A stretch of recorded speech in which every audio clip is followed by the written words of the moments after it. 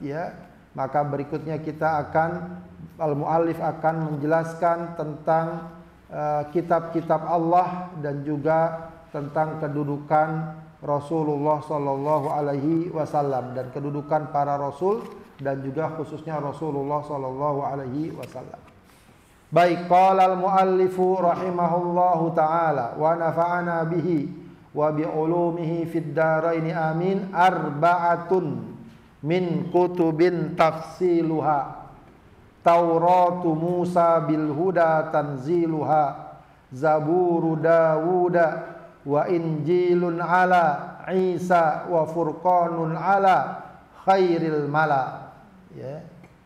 Arba'atun min kutubin, ada 4 dari kitab, ya. Maka ini memang terkait dengan keimanan kita kepada kitab-kitab Allah Subhanahu wa taala, ya. Jadi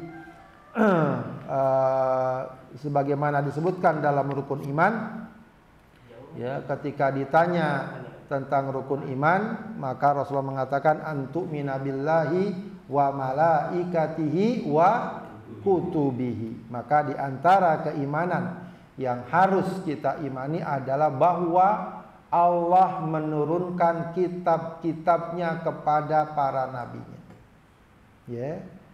Ini juga bisa diimani secara mujmal. Mujmal itu apa? Global, ya. Dan juga ada yang diimani secara mufassal, terperinci.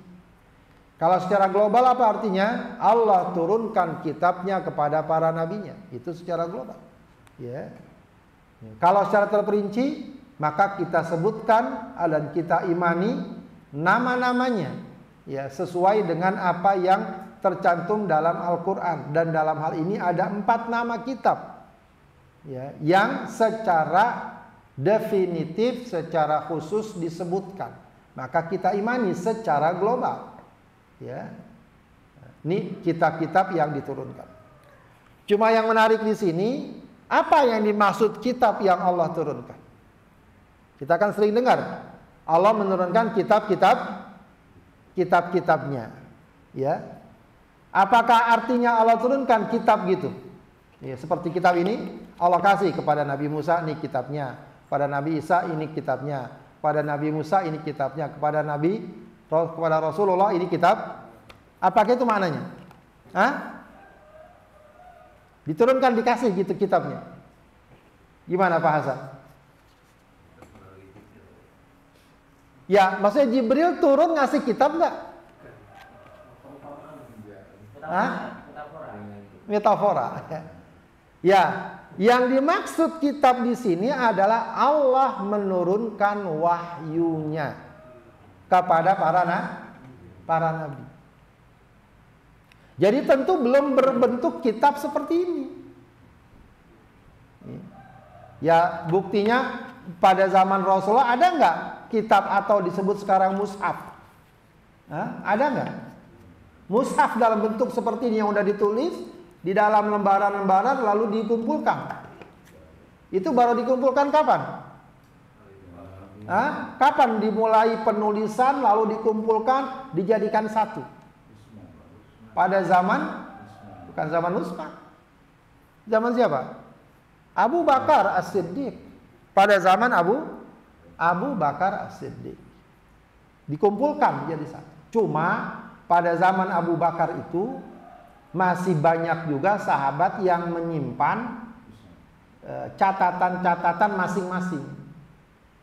Catatan-catatan masing-masing. Dan ada beberapa perbedaan, ya bukan perbedaan dalam arti berbeda satu sama lain, tidak, ya. Ada beberapa kalimat yang sebenarnya sama, ya, tapi beda redaksinya, beda kalimatnya, beda hurufnya, ya.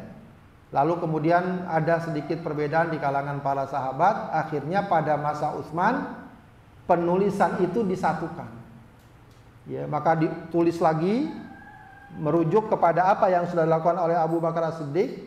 Tentu saja bukan sekedar tulis, tapi diperhatikan betul, ya, riwayat yang diambil, yang mana yang jadi rujukan dan seterusnya, ya. Ketika sudah ditulis secara lengkap, baru kitab-kitab yang lain yang disimpan itu dibakar. Ya, dibakar agar yang tersisa adalah satu rujukan. Ya, maka disebut diistilahkan mushaf al-imam. Ya, jadi mushaf Utsman itu mushaf al-imam. Dan kemudian digandakan ya sejumlah para gubernur yang ada ketika itu, dikirim ke berbagai negeri, ke Mesir, ke Syam, ke Irak, gitu, agar jadi rujukan. Jadi kesimpulannya adalah itu baru terjadi mushaf dalam bentuk kitab ya yang kita kenal sekarang, ya itu baru terjadi mulai pada zaman Abu Bakar. Berarti pada zaman Rasulullah SAW baru lembaran saja, dan ketika turun dari malaikat Jibril itu tidak turun dalam bentuk tulisan tapi langsung ucapan. Ya, langsung ucapan. Maka yang dimaksud kitab, dan begitu juga dengan para nabi yang lain, Nabi Musa, Nabi Zabur, bukan mereka dikasih kitab seperti yang bayangan kita, tidak. Mereka diturunkan wahyu. Lalu kenapa kok disebut kitab? Kenapa disebut kitab? Kitab itu artinya apa? Tulisan. Kitab artinya karena wahyu Allah Subhanahu wa taala itu sudah tersimpan, tertulis di lauhil mahfuz. Di lauhil mahfuz. Jadi sudah tertulis, lalu diturunkan kepada para nabi.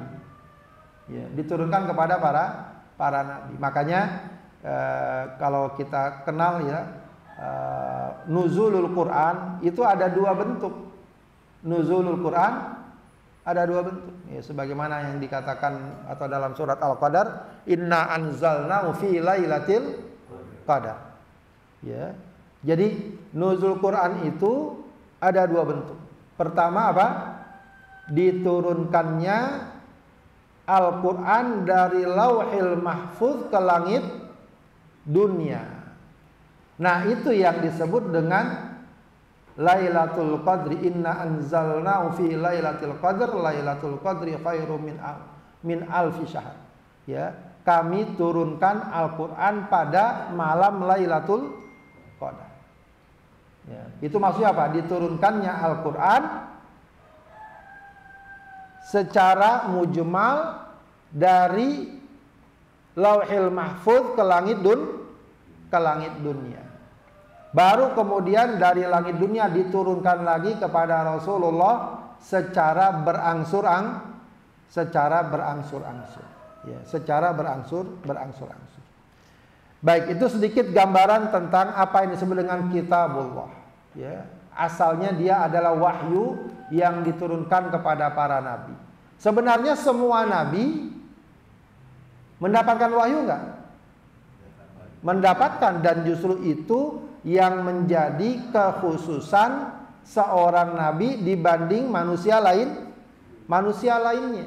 Ya, dalam surat Al-Kahfi yang sering kita baca, Qul innama ana basyarum mislukum. Katakan, aku ini manusia seperti kalian. Cuma apa? Yuha ilayya. Diwahyukan kepadaku. Jadi para nabi dapat wahyu semua. Cuma yang kemudian secara detail disebutkan memiliki kitab secara khusus adalah 4 ini, yang sebagaimana disebutkan oleh al-muallif. Arba'atun min kutubin tafsiluha. Ada 4 kitab yang harus kita diimani oleh orang-orang mukallaf. Mukallaf orang yang sudah balik, orang yang waras, yang sehat akalnya. Tafsiluha, ya, maka perinciannya adalah apa? Tauratu Musa bil huda tanziluha. Pertama adalah kitab Taurat, ya, yang diturunkan kepada Musa.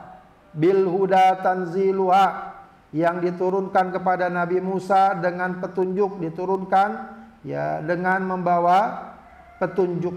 Ya, jadi Nabi Musa Allah berikan kitab Taurat. Ya, kitab Taurat, ya. Meskipun apa yang sekarang diaku-aku sebagai Taurat oleh orang-orang Yahudi, ya itu bukan Taurat sebenarnya.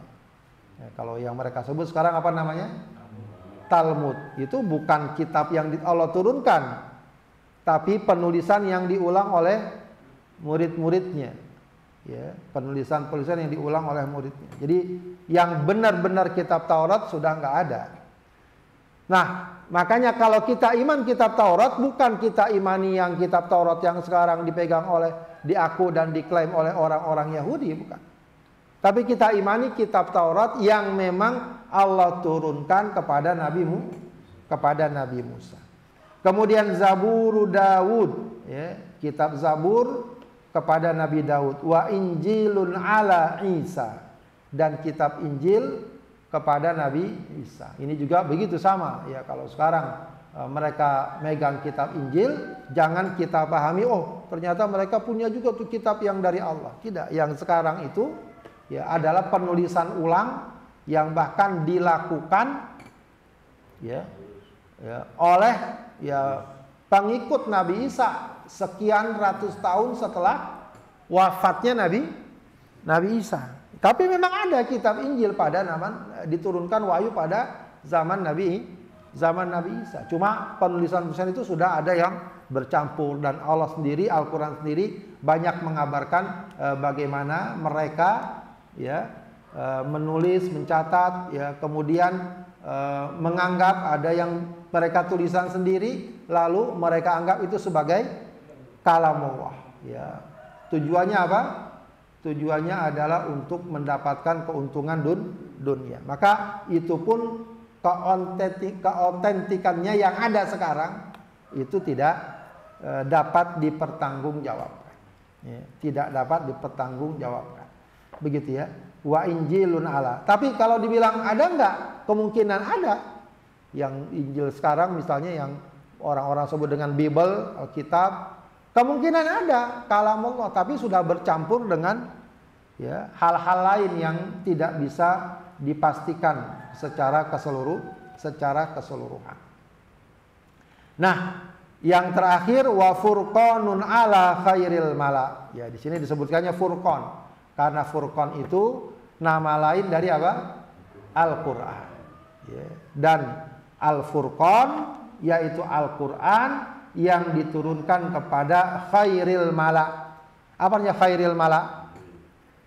Sebaik-baik al-mala. Al-mala adalah manusia kepada sebaik-baik manusia, yaitu Rasulullah Shallallahu Alaihi Wasallam. Ya, maka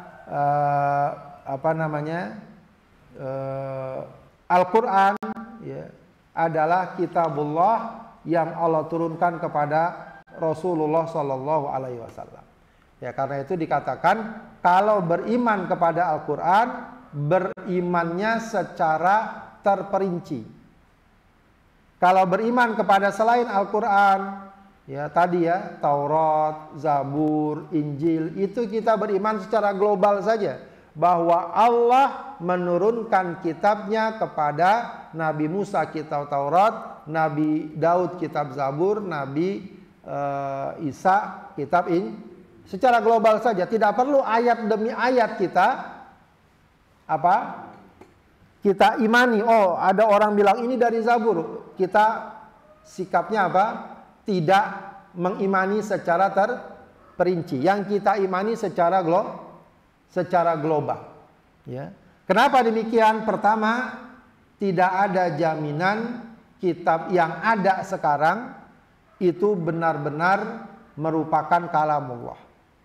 Yang kedua, ya, kitab-kitab tersebut kalaupun benar, maka tidak dijadikan acuan.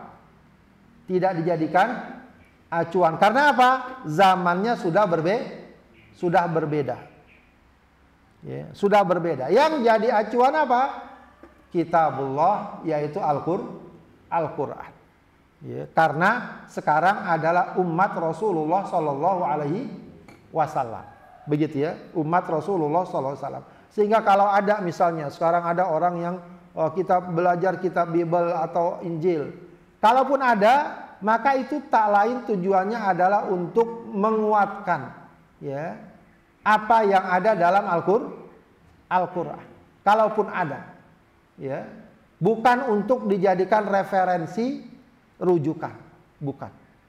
Atau juga untuk memastikan seperti pada zaman Rasulullah itu memanggil seorang Yahudi untuk membacakan kitab Taurat yang mereka akui. Kenapa? Karena mereka tidak mengakui hukum rajam bagi pezina. Maka kata Rasulullah, ambil kitab kamu, baca. Ya, disebutkan baca bagian tertentu yang di situ ada hukum rajam. Ya, dan ternyata ketika bagian itu dia tutupi pakai tangannya. Ya. Kalau itu untuk menguatkan apa yang dalam Al-Quran ya. Tapi kalau tidak, ya, maka yang jadi patokan adalah Al-Quran. Ya. Dan iman kepada Al-Quran adalah keimanan yang terperinci. Kenapa? Karena harus kita imani juga ayat per ayat, surat per surat. Ya. Ayat per ayat, surat per surat. Jadi kalau ada orang membawakan kitab, oh ini dari Injil, oh ini dari Taurat, ya, kita nggak langsung harus kita imani, tidak. Sebab boleh jadi benar, boleh jadi tidak. Kita imannya cukup secara global saja. Tapi kalau ada orang mengatakan, misalnya ada ayat, ya wa ma khalaqtul jinna wal insa illa liya'budun. Kita ingkari, itu nggak, saya dustakan. Itu bisa mengundang kekufuran. Ya. Walaupun cuma satu ayat. Oh ayat ini kami ingkari, kami tidak percaya ini kalamullah. Itu bisa menyebabkan kekufuran. Ya. Apalagi kalau mengingkari Al-Quran secara keseluruhan. Ya. Mengingkari Al-Quran secara keseluruhan. Ya. Jadi kalau terhadap Al-Quran, maka kita imani secara terperinci. Kenapa? Karena kita yakini ayat per ayat, bahkan huruf per huruf, ya, harus kita imani dia kalamullah. Ya, jadi huruf per huruf kita imani. Karena itu ya Al-Quran ya sampai sekarang betul-betul dijaga, ya, keotentikannya, orisinilitasnya dijaga betul. Ya, sampai bahkan dalam segi penulisan, kalau kita lihat beberapa penulisannya itu, ya, itu ya apa adanya sebagaimana awalnya ditulis.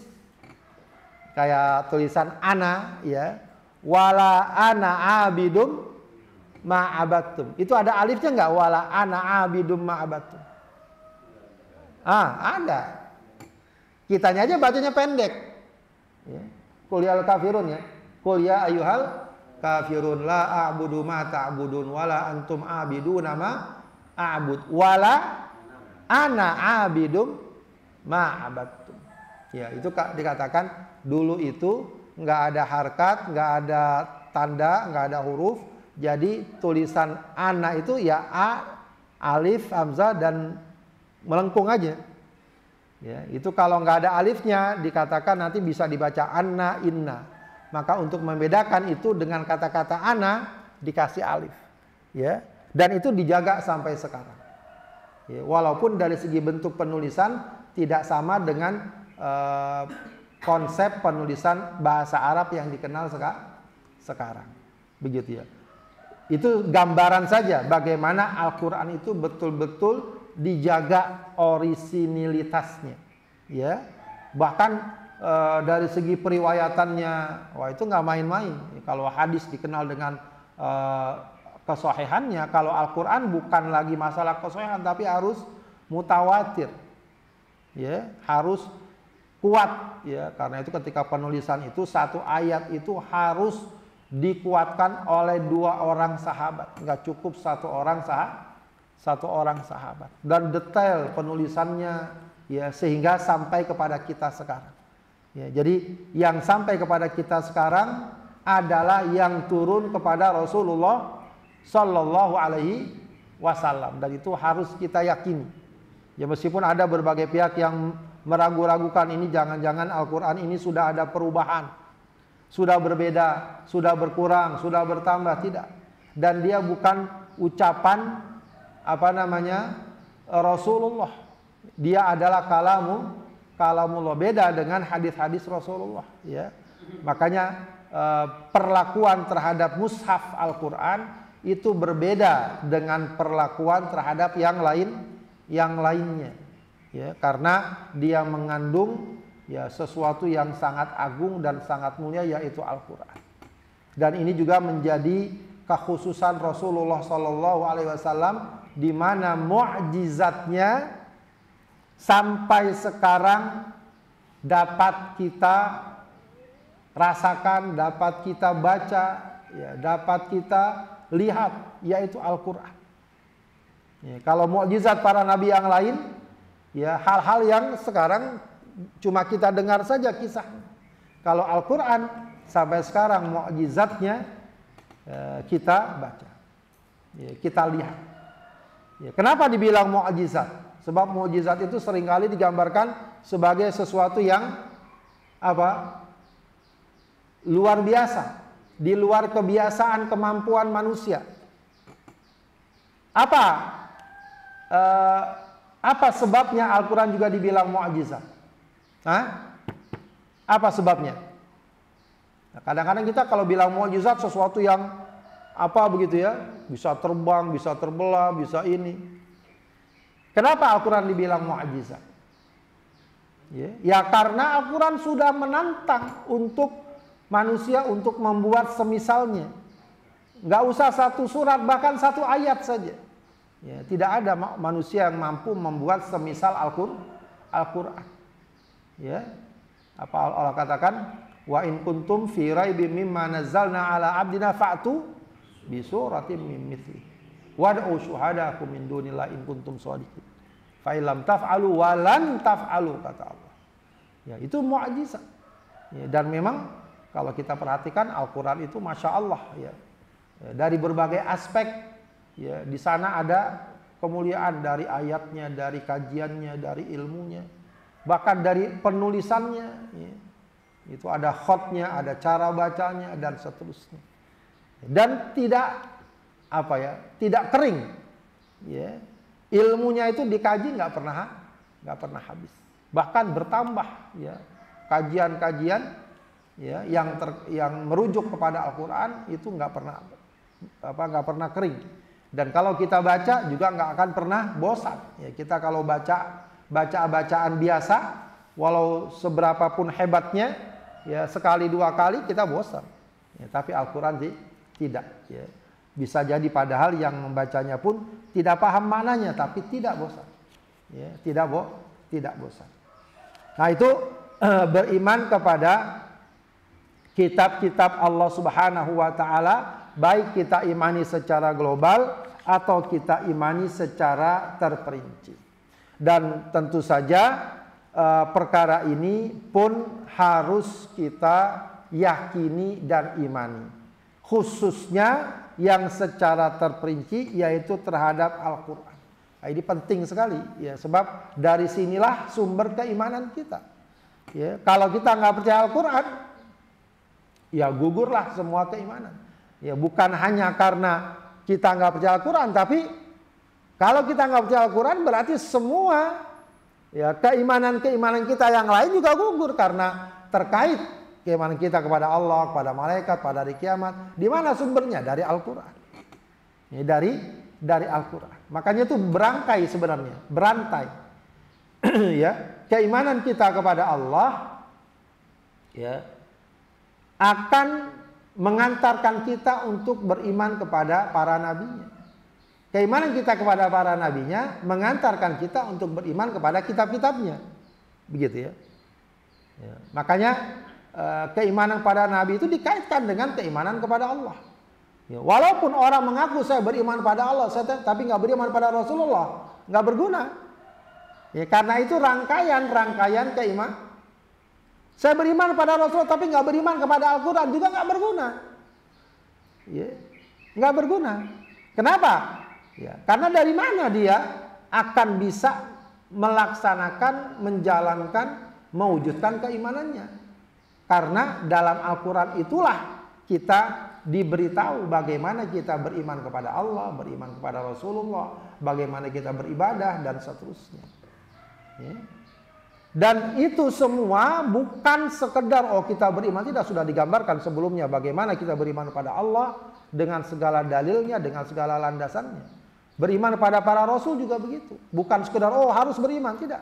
Tapi mereka adalah manusia-manusia pilihan yang track recordnya ada, riwayat hidupnya jelas, ya, dari awal sampai akhir, ya, terkenal dengan kejujurannya, terkenal dengan sikapnya. Bukan, ya, istilahnya apa? Bukan orang yang tak dikenal kemudian kita harus percaya, bukan. Ya, jadi Rasulullah itu adalah orang yang riwayat hidupnya jelas, bahkan keluarganya jelas, gitu ya. Bukan fiksi, ya, bukan orang yang dikarang-karang atau kalau bahasa sekarang juga direkayasa, dicitrakan, dia begini dan seterusnya. Sekarang kan orang begitu, banyaknya dicitrakan hebat, dicitrakan punya macam-macam begitu ya. Biasanya kalau ada timnya kayak gitu. Ya, tapi Rasulullah tidak. Ya, Rasulullah itu mulia ya karena memang dia mulia, dimuliakan oleh Allah Subhanahu wa taala. Baik, kemudian wasuhuful khalili wal kalimi fiha kalamul hakamil alimi. Ya. Dan juga termasuk yang kita yakini adalah Allah menurunkan suhuf, ya, lembaran-lembaran. Ini juga sama ya dengan kitabullah. Ya. Yaitu Al-Khalil wal Kalim, ya, suhuf yang diturunkan kepada Al-Khalil. Siapa nabi yang disebut dengan Al-Khalil? Nabi Ibrahim. Nabi Ibrahim disebut Khalilullah, ya, kekasih Allah. Ya. Makanya kalau Rasulullah bilang apa? Kalau Nabi Ibrahim Khalilullah, kalau Rasulullah ingin dijadikan apa? Habibullah. Ya, Habib, ya, sama artinya kekasih. Ya, kemudian wal kalim. Apa al kalim? Siapa al kalim? Ya, Nabi Musa. Nabi Musa disebut kalimullah. Ya, sebab Nabi Musa diajak berdialog oleh Allah Subhanahu wa taala, wa kallamallahu Musa taklima. Fiha kalamul hakamil alim. Di dalamnya terdapat kalam, ya, firman Allah al-hakamil alim, yang punya sifat al-hakam atau namanya al-hakam dan al-alim, ya. Ya, al-hakam adalah zat yang memiliki kekuasaan, ya, yang memiliki kemampuan untuk mengatur. Ya, jadi sebenarnya makna al-hakim itu kalau kita bisa artinya kan apa al-hakim itu? Apa artinya kalau biasa kita artikan al-hakim? Yang maha apa? Yang maha bijaksana. Padahal ada lagi nama al-hakim itu makna yang lain. Yaitu yang sangat, ya, kalau bahasa sekarang itu yang sangat presisi dalam menciptakan sesuatu, yang sangat detail. Ya. Jadi kalau sering digambarkan itu seperti orang yang bikin jam tangan. Itu kan apa? Mesin-mesin di dalam itu sangat kecil, sangat rumit, ya, dan juga dia harus memberikan petunjuk waktu yang tepat. Itu orang dikatakan adalah orang apa? Ahkam, yang apa istilahnya? Melakukan sesuatu dengan cermat. Nah, itu makna al-hakim. Jadi Allah ciptakan alam ini dengan sangat cermat. Maksudnya apa? Ya bukan asal-asalan. Makanya alam ini bisa diapakan? Bisa dikaji. Bisa melahirkan berbagai disiplin ilmu. Ya. Kenapa ada ilmu pengetahuan? Kenapa ada ilmu pengetahuan? Karena alam ini tersusun dengan cermat. Sehingga jadilah teori ilmu. Coba kalau alam ini misalnya dibuat asal-asalan, Yang tadinya pohon mangga tiba-tiba pohon buah jambu misalnya. Ya, atau pohon misalnya bagaimana bentuk jadi, atau hewan berubah-ubah, nggak bisa jadi ilmu. Ya. Antariksa, coba antariksa. Kenapa ada ilmu astronomi? Ya, para ahli bisa bahkan memperkirakan sebuah peristiwa mungkin 100 tahun ke depan nanti akan terjadi gerhana. Ya, waktu itu udah bisa ditentukan sekarang kan. Jadwal udah ada. Waktu udah ketahuan jadwal sholat segini. Kenapa? Karena alam itu Allah ciptakan benda-benda antariksa. Allah ciptakan sesuai porosnya, peredarannya. Jadi tahu, ya, musim nanti akan musim apa dan seterusnya. Ya, itu kenapa? Karena Allah Al-Hakim. Ya, Al-Hakim. Allah ciptakan alam ini dengan detail sehingga ada rumus-rumusnya, air ada rumusnya, ini ada rumusnya dan seterusnya. Dan itu tidak berubah. Ya. Menunjukkan bahwa betapa Allah Subhanahu wa taala sangat kuasa. Al-Alim, ya tentu saja Allah yang Maha Alim, yang Maha mengetahui, Maha mengetahui. Ya. Baik, para hadirin sekalian, demikian ya kurang lebih bab-bab yang kita baca. Ya, ini berarti kita sampai pada pembahasan tentang kitab-kitab Allah Subhanahu wa taala. Wallahu a'lam bishawab. Ada yang mau ditanyakan, silakan. Silakan.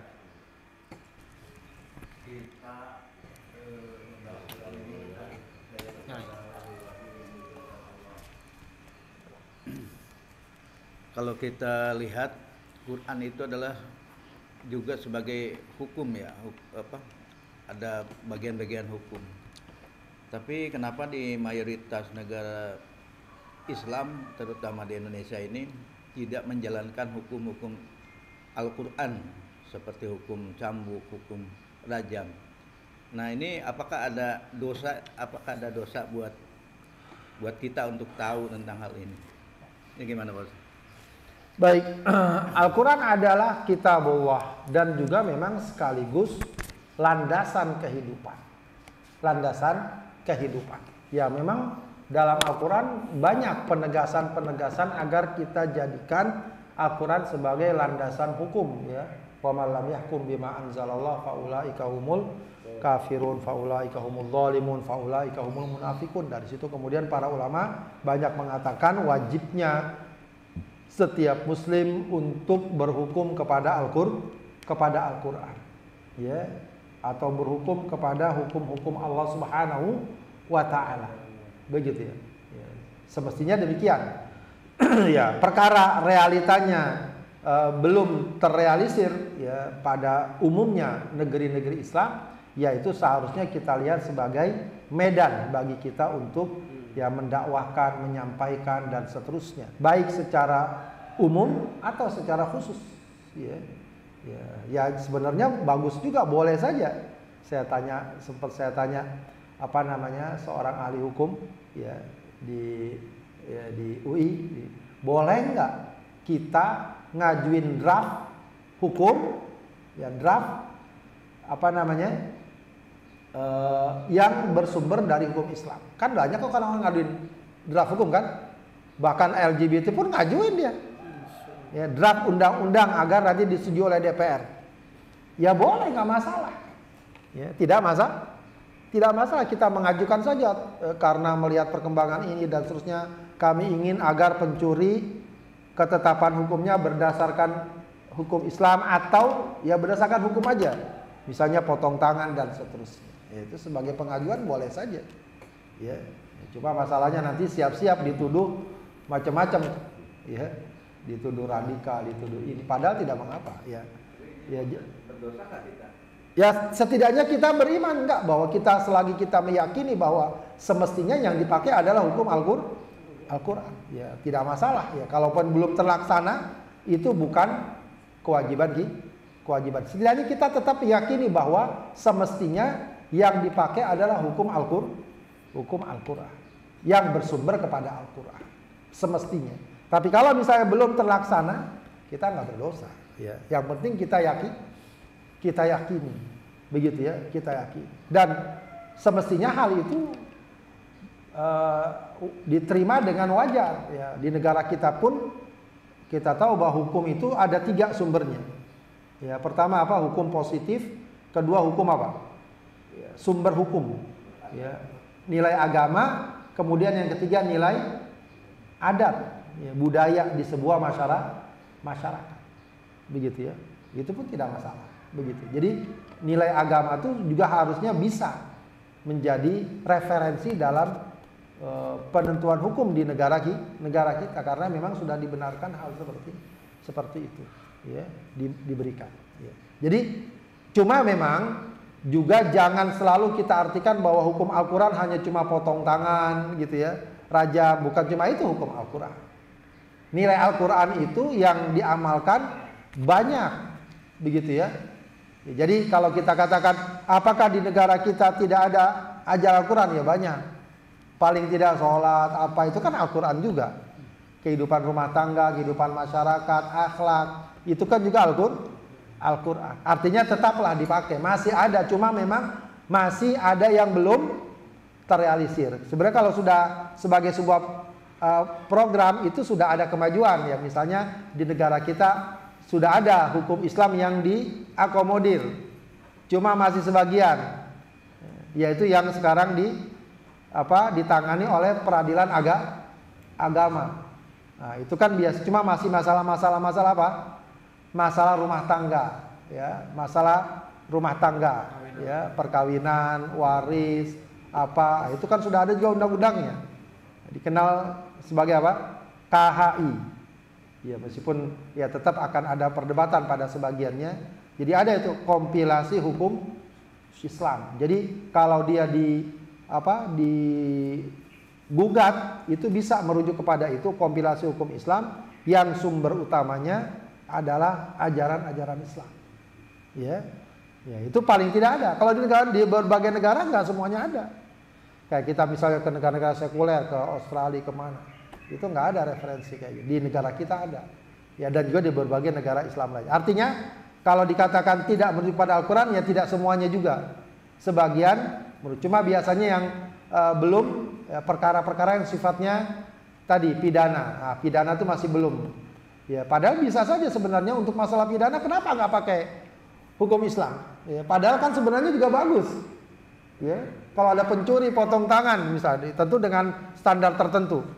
Nggak usah penjara, potong tangan aja. Kira-kira orang lebih milih mana tuh pencuri? Ya, pencuri potong tangan apa penjara dia dipilih? Hah? Pencurinya lebih takut potong tangan apa lebih takut penjara? Potong tangan. Ya, sebab kalau potong tangan ya paling nggak dia nggak bisa mengulangi lagi. Ya. Atau sulitlah dia mengulangi, dan bagi dia akan memberikan efek jerah, bagi orang lain juga akan memberikan efek jerah. Dan ya, negara juga tidak terbebani lagi. Ya.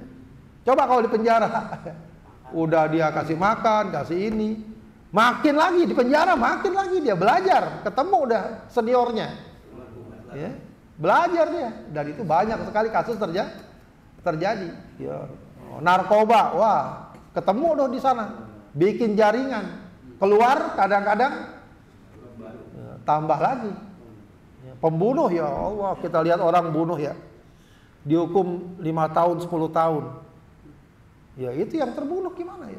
Ya, siapa itu yang sekarang Masya Allah itu kuburannya itu masih sering diziarahi orang?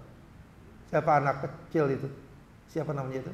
Di Sumatera, anak kecil jual gorengan, diperkosa, dibunuh. Anak yatim kalau nggak salah. Tahu nggak? Dia jualan cuma pengen ya bantu orang tua. Tuh, dibunuh dengan sadis. Ya. Kalau hukum Islam tuh bukan lagi di apa? Di kisos tuh. Kalau dalam hukum Islam. Dia apa? Itu disalib. Jadi di Saudi itu ya, pernah dekat tempat saya juga kasusnya. Itu saking marahnya raja itu. Ya, cari orang itu, tangkap, segera adili dan laksanakan hukumnya di situ. Jadi di tempat itu dilaksanakan. Jadi ada orang homoseksual, kemudian ada anak kecil belanja, ya biasalah gitu ya, diperkosa segala macam, dibunuh. Bapaknya nyari-nyari kemana? Katanya mau ke toko itu. Datang ribut lagi sama orang itu, dibunuh juga bapaknya. Itu sakit sadisnya itu. Wow, itu gempar itu. Dan saya tahu karena dekat sekali dengan tempat saya. Gempar. Ya, dicari orang itu, dapat. Kalau nggak salah bahkan hari itu juga segera dibuat pengadilan ekstra. Di situ dibunuh dia. Ya, di situ dihukum qisasnya. Jadi praktis dan dipertontonkan beberapa saat. Ya, dibiarkan gitu jenazahnya, diikat dan seterusnya. Kalau orang kayak gitu ya selesai kan? Ya, selesai, nggak terlalu banyak segala macam, buktinya jelas. Ya, dan akan jadi pembelajaran luar biasa. Ya, luar biasa. Ya, jadi coba dibandingkan sekarang, pembunuh 10 tahun, 15 tahun, sadisnya luar biasa mereka. Ya, bunuh bukan 1-2 orang. Ya, itu sebenarnya ya sangat efektif. Ya, makanya walakum fil qisasi hayatul liulil albab. Kata Allah, dalam penerapan kisos itu justru akan memberikan kehidupan. Padahal kisos itu hukuman mati, tapi kata Allah memberikan kehidupan. Karena orang lain akan berpikir. Makanya kalau di sana itu, ya di Saudi, meskipun ya sekarang banyak perubahan ya. Di sana tuh orang kalau ribut-ribut itu biasa jarang main tangan. Paling ribut itu ngomongnya nggak luar biasa. Karena tahu sedikit main tangan, ya nggak main-main juga hukum. Ya. Jadi kalau ribut itu, apalagi kalau sampai pembunuhan, itu udah luar biasa. Baik, baik, silakan. Kalau tadi bagaimana diceritakan tentang kitab-kitab para nabi sebelumnya ya. Jadi seolah-olah bahwa kitab itu memang sudah disiapkan oleh Allah Subhanahu wa taala kepada umat nabi tersebut. Ya.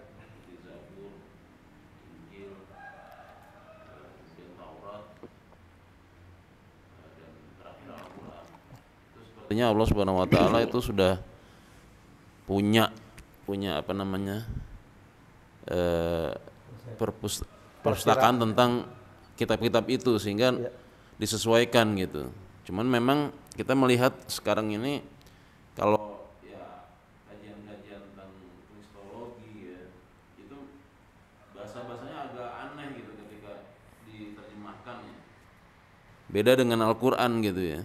Jadi seolah-olah kayak Allah lebih banyak berbicara dengan misalkan dengan nabinya atau dengan rasulnya. Jadi kelihatannya apakah umat terdahulu seperti itu gitu. Jadi kurang universal gitu. Kalau Anda melihat ini kurang universal. Tapi kalau Al-Qur'an itu kadang-kadang wahai manusia, ya ayuhan nas, ya ayuhal kafirun, sehingga bahasa-bahasanya ini apakah seperti itu gitu ya. Allah menciptakan kitab-kitabnya memang kondisi masyarakatnya memang daya nalarnya itu tidak seperti sekarang gitu ya, sehingga dipilih bahasa-bahasa sederhana yang memang mereka ya kalau umat terdahulu kan bahasa sederhana aja mereka kufur gitu kan ya. Nah sekarang ini tidak seperti yang lalu gitu. Bagaimana reaksi dari Allah Subhanahu wa taala itu terhadap orang-orang yang mengkufurkan ayat-ayat Allah tidak seperti umat-umat terdahulu. Nah, ini apakah itu menjadi pertimbangan bagaimana akibat dari kekufuran umat terdahulu walaupun dengan bahasa-bahasa sederhana ya. Sehingga Allah kontan gitu ya terhadap siksanya. Nah, sekarang kan beda nih.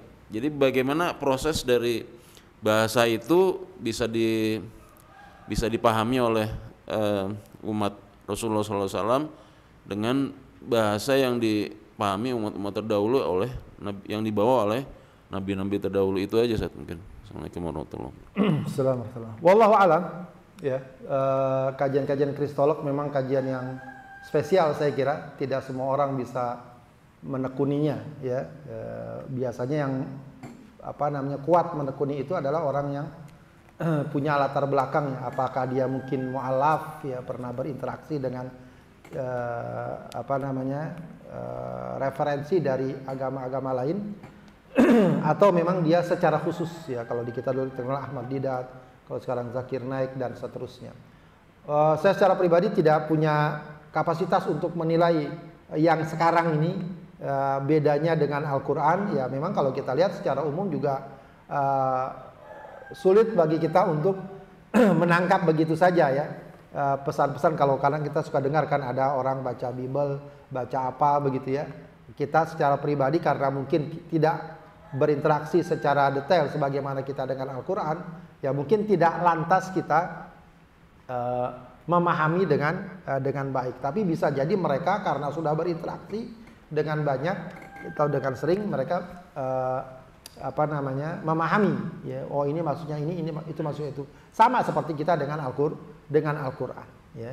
Tapi apapun itu ya, sebagaimana kita katakan, apapun hasilnya ya, tetap saja itu tidak mengangkat derajat kitab-kitab sebelumnya sama seperti Al-Quran pada zaman sekarang. Tetap saja intinya adalah patokannya pada zaman sekarang adalah Al-Quran. Apakah dia mengakui atau tidak, begitu ya. Jadi kalau sekarang orang mengatakan saya kan ikut kitab Allah juga, tapi saya kitabnya Taurat, yang nggak diterima. Karena sekarang yang berlaku Al-Quran. Adapun bagaimana komunikasi ya, yang terjadi saat itu pada umat terdahulu, apakah beda atau sama? Kalau kita merujuk kepada kisah Al-Quran, bagaimana para nabi ya berdialog dengan umatnya, secara umum pesannya sama. Secara umum juga sikapnya sama, dalam arti yang menentang ya seperti itu, seperti yang dialami oleh Rasulullah. Yang taat juga seperti yang menerima pada masa Rasulullah ya. Jadi kalau referensinya misalnya Al-Quran, kan banyak kisah tentang bagaimana Nabi Musa, bagaimana Nabi Isa dan seterusnya ya. Jadi secara umum sebenarnya nggak ada bedanya umat terdahulu dengan umat sekarang, karena itu pun konsekuensinya sama. Yang beriman akan dapat balasan yang baik, yang ingkar dan kufur akan dapat balasan yang buruk, begitu ya. Syahid coba. Ya, jadi sama ya. Cuma bedanya kalau umat terdahulu itu memang kalau membangkang langsung diazab. Ya. Kalau umat Rasulullah tidak, karena Rasulullah pernah mohon kepada Allah permohonan yang Allah kabulkan. Apa permohonannya? Agar umatku tidak diazab secara massal sebagaimana umat sebelumnya. Jadi kalau umat sebelumnya kan udah Allah azab sampai habis. Kalau umat Rasulullah tidak, ya, tidak, Rasulullah minta agar tidak diazab secara massal. Ya, mungkin ada azab secara pribadi, secara kelompok, tapi tidak secara massal. Baik, jadi kesimpulannya adalah sebenarnya tidak ada bedanya. Ya, kalau kita lihat ya secara sekilas, karena kita mungkin juga nggak punya kapasitas untuk menilai detail gitu ya. Secara umum redaksi-redaksi kitab-kitab yang ada sekarang selain Al-Quran, yang dipakai lah, katakan Injil, katakan Taurat, begitu ya. Apakah sama atau tidak? Ya memang pertama sekarang dari segi bahasa pun mereka udah nggak pakai bahasa Arab ya. Mungkin kalau seandainya pakai bahasa Arab ya kitab Injil, tapi kalau sekarang di Injil dibaca di negeri Arab ya hampir sama tuh ya. Jadi kalau pendeta ya, antum kalau dengerin pendeta ngomong di Mesir itu udah hampir sama kiai kalau kita bilang. Ya. Tetap alhamdulillah juga. Ya, mereka ngomong alhamdulillah juga. Cuma kalau di kita kan bedanya apa? Kita tetap baca alhamdulillah. Kalau orang-orang Kristen biasanya apa? Puji Tuhan gitu ya. Itu sama juga intinya. Ya, jadi sebenarnya hampir sama itu kalau mungkin kalau di bahasa Arab kan bisa jadi hampir sama. Ya, tapi ya kalau kita sih memang lihat orang baca Bible, kok aneh gitu bahasanya ya. Nggak seperti kita Al-Quran. Ala kulli hal, apalagi juga secara umum bahasa Al-Quran juga kalau kita perhatikan beda dengan bahasa biasa. Dengan bahasa Nabi pun kan Al-Quran dengan hadis sama nggak kalau kita perhatikan? Beda, nuansanya atau rasanya beda, begitu ya. Tapi secara keseluruhan ya substansinya ajakannya sama, begitu ya, ajakannya sama. Maksudnya ya tentu Al-Quran menangani permasalahan-permasalahan yang ada di tengah masyarakat. Ya, kalau para nabi yang lain juga tetap juga ada masalah-masalah sosial kan. Nabi Syuaib, Nabi Hud berbicara tentang masyarakatnya yang membangkang tapi masyarakatnya maju begitu ya, katakanlah maju itu ya. Bangsa Ad, bangsa Samud itu kan maju. Ya, Nabi Isa mana menghadapi masyarakat yang cerdas ya, pintar, sains ya, kedokteran dan semacamnya. Ya, Nabi Yusuf menghadapi problem sosial pangan kayak gitu ya. Jadi ada tantangannya. Ya, wallahu alam. Ya, secara umum saya kira sama ya, tantangannya, ajakannya, ya konsekuensinya sama. Ya, cuma memang kitabnya ya berbeda, ya ajakannya berbeda. Wallahu alam. Dan bisa jadi memang Al-Quran bisa jadi dia lebih komprehensif, dia lebih syamil, dia lebih menyeluruh. Ya wajar karena Al-Quran ini memang kitab terakhir dan kata Allah ya muhaimin, ya dia sebagai perangkum dari kitab-kitab sebelumnya, penentu dari kitab-kitab sebelumnya. Jadi kitab-kitab sebelumnya itu kalau sesuai dengan Al-Quran ya tentu nilainya bisa diambil. Tapi kalau enggak maka Al-Quran yang jadi patokan. Wallahu a'lam bishawab. Baik, sudah? Silakan. Menyambung tadi tentang hukum yang ada di Quran dan aplikasinya yang ada di negara-negara yang tidak menerapkan hukum Allah. Apakah seorang yang dia berbuat maksiat atau melanggar hukum Allah yang sudah dihukum dengan hukum negara, apakah itu juga akan dihukum lagi di akhirat? Karena kalau dari hadis pernah ada bahwa ada seorang wanita datang kepada Rasul, begitu dia mengakui bahwa dia itu telah berzina, sampai akhirnya dirajam, si wanita itu terbebas dari hukum di akhirat. Nah, itu yang pertama. Terus yang kedua, Quran ini adalah mukjizat. Apakah memang bisa digunakan untuk rajah atau untuk ya untuk ya untuk raja lah seperti itu. Sekian, Ustaz. Assalamualaikum. Baik, pertama terkait dengan orang kalau dihukum, ya betul, para ulama mengatakan hukum yang diterapkan kepada pelaku dosa, pelaku kriminal, ya itu akan dapat menghapus dosanya, iya, dapat menghapus. Tapi tetap saja substansinya adalah taubat. Jadi kalau yang tadi dikatakan wanita yang dikatakan dirajam lalu dia menulis itu karena dia taubat. Ya, maka dikatakan laqad tabat taubatan. Jadi kan dia habis dirajam lalu Rasulullah sholatkan. Umar bertanya, kok engkau sholatkan wanita pezina? Kata Rasulullah, dia telah bertaubat. Seandainya taubatnya dibagi kepada sab'ina min ahlil Madinah, 70 orang penduduk Madinah semuanya kebagian. Ya, semuanya kebagian.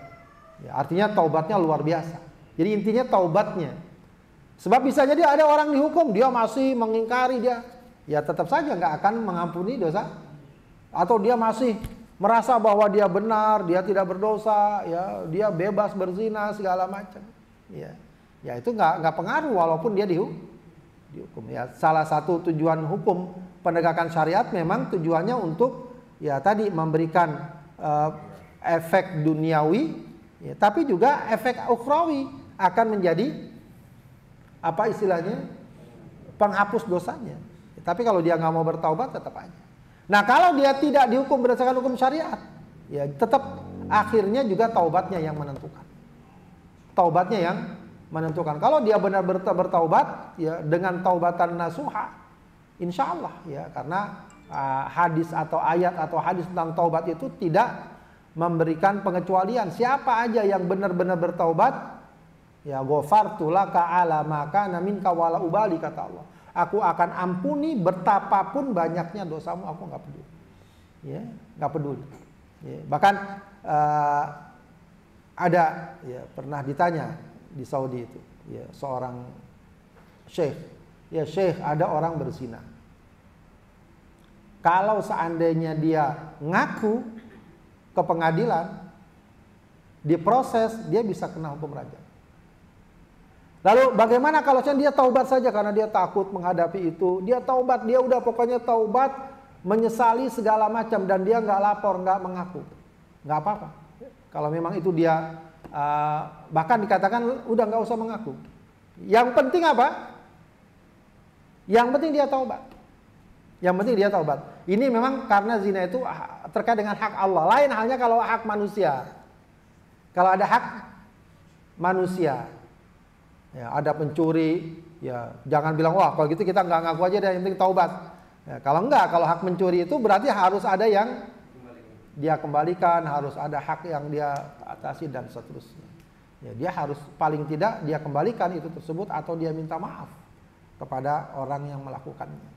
Begitu. Jadi ya apa namanya? Itu yang paling utama, taubatnya kepada Allah Subhanahu wa taala. Insyaallah diampuni dosanya. Terus yang kedua, Al-Qur'an buat rajah ya. Buat raja, buat jimat segala macam. Secara umumnya para ulama melarang hal tersebut. Kalaupun ada yang membolehkan, ya, itu ada yang dengan kehati-hatian. Ya, pertama, tentu saja tidak bercampur kepada yang lain. Pure Al-Quran. Itu pun juga harus diwaspadai.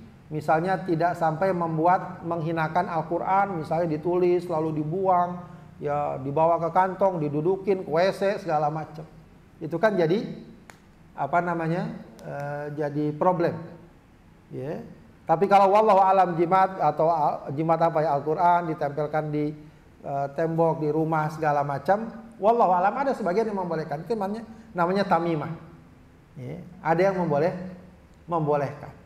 Ya, tapi kalau jimat dalam arti disimpan atau apalagi kalau campur-campur dengan yang lain, tulisan lain segala macam, nah itu rawan. Ya. Rawan sebagai sebuah penyimpangan. Ya. Yang paling hati-hati sih tidak dilakukan hal tersebut. Dihindar. Paling jauh penggunaan Al-Quran itu untuk ruqyah. Dibacakan. Itu yang paling punya referensi. Ya, jadi kalau kita mau menggunakan Al-Quran untuk katakan perlindungan, untuk kesembuhan, untuk penjagaan, yaitu dibacakan. Itu yang paling hati-hati. Ketimbang dijadikan sebagai jimat, wafak, raja atau semacamnya. Sebab itu rawan ya adanya penyimpangan atau juga ya menghinakan Al-Quran, nanti ditulis, ya ditaruh, disimpan di dompet, di mana begitu ya. Ya, kadang akhirnya juga diperjualbelikan. Wah, itu banyak tuh orang jual beli jimat ratusan juta segala macam. Padahal ya kadang-kadang tidak memiliki landasan yang kuat. Begitu ya. Wallahu a'lam. Baik para sekalian, sampai di sini ya, mudah-mudahan bermanfaat. Kita tutup kajian kita. Astaghfirullahaladzim, astaghfirullahaladzim, astaghfirullahaladzim. Hamda yuwafi ni'amahu wa yukafi mazidah. Ya Rabbana wa ilahana lakal hamdu wa lakal syukru kama yanbaghi li jalali wajhika wa azimi sultanik. Allahumma salli ala Sayyidina Muhammad wa ala ali Sayyidina Muhammad. Rabbana taqabbal minna innaka antas sami'ul alim wa tub alaina innaka antat tawwabur rahim. Allahumma ya muqallibal qulub tsabbit qulubana ala dinik. Allahumma inna nas'alukal jannah wa ma qarraba ilaiha min qaulin aw amal wa na'udzubika minan nar wa ma qarraba ilaiha min qaulin wa amal. Rabbana hab lana min azwajina wa dhurriyyatina qurrata a'yun waj'alna lil muttaqina imama. Rabbana ighfir lana wa liwalidina warhamhuma kama rabbayana shighara. Rabbana atina fid dunya hasanah wa fil akhirati hasanah wa qina adzabannar. Subhana rabbika rabbil izzati amma yasifun wa salamun alal mursalin walhamdulillahi rabbil alamin. Subhanakallahumma wa bihamdika asyhadu an la ilaha illa anta astaghfiruka wa atubu ilaik. Assalamualaikum warahmatullahi wabarakatuh.